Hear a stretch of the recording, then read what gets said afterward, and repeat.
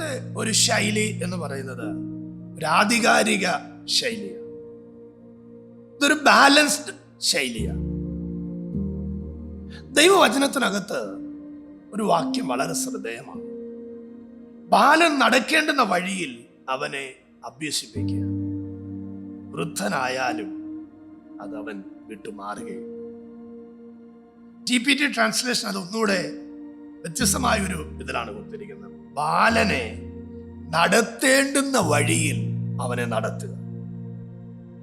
നമ്മുടെ എല്ലാ ജീവിതത്തിന് മുമ്പിൽ കുഞ്ഞുങ്ങളെ നടത്തേണ്ടുന്ന ചില വഴികളുണ്ട്.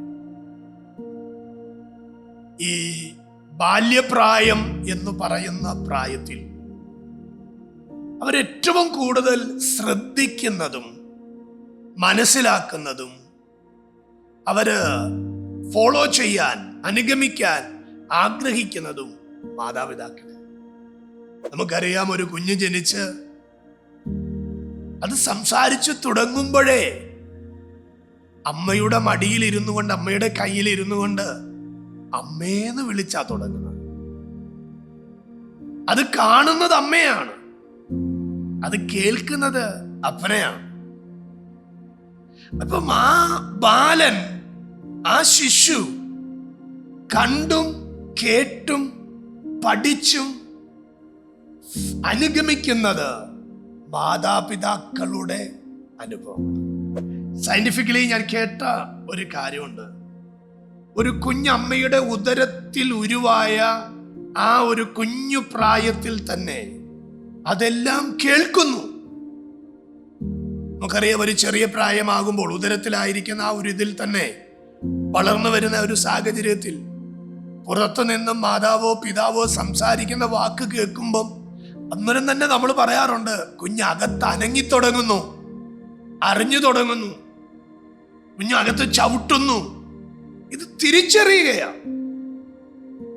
അപ്പൊ ഈ ആധികാരിക ശൈലി എന്ന് പറയുന്നത് ഒരു ബാലൻസ്ഡാണ്.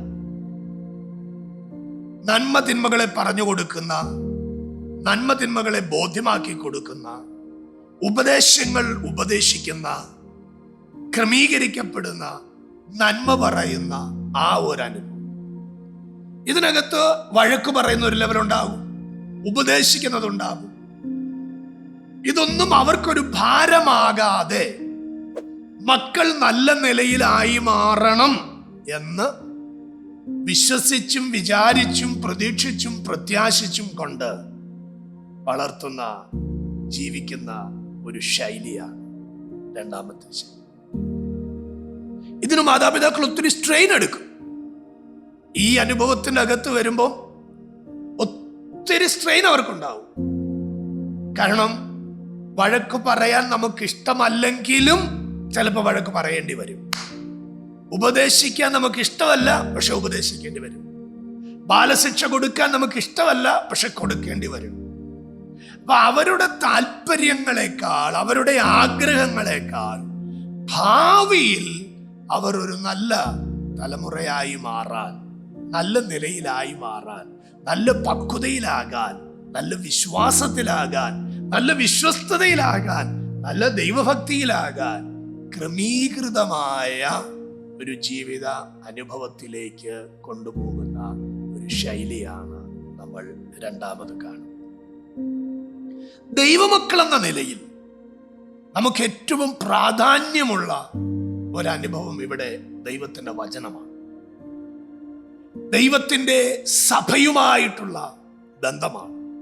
സൺഡേ സ്കൂൾ ആകാം, യൂത്തിന്റെ പ്രോഗ്രാംസ് ആകാം, സൺഡേ ആരാധനയാകാം, സഭയുടെ ആത്മീയ കാര്യങ്ങൾ, ഇതിലെല്ലാം നാം മനഃപൂർവമായി തലമുറകളെ പ്രോത്സാഹിപ്പിക്കേണ്ടുന്ന ഒരു ശൈലിയിലാണ് ആധികാരിക ശൈലിയെ നമ്മൾ മനസ്സിലാക്കുന്നത്.